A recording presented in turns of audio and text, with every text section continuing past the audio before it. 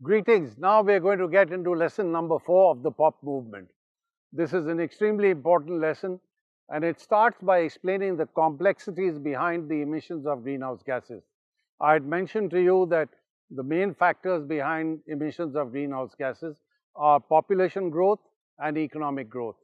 But economic growth is something which in itself is very complex, and therefore the very first diagram shows you very clearly things like urbanization, industrialization, even information dissemination, which are important factors that determine the emissions of greenhouse gases.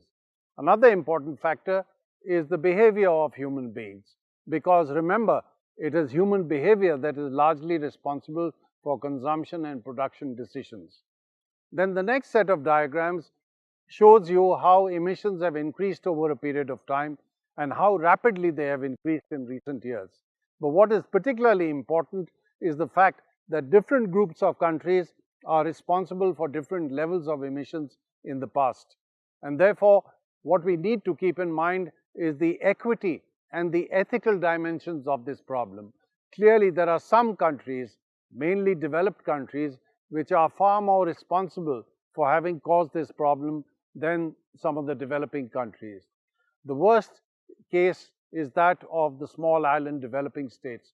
They've hardly been responsible for any of the emissions that have taken place over time, and yet they are by far the worst victims of the impacts of climate change.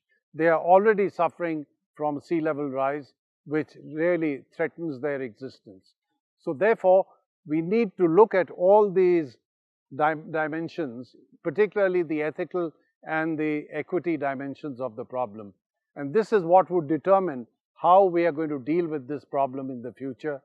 So that will be described in the next few lessons. For now, I shall leave you with this lesson, which I hope you'll enjoy.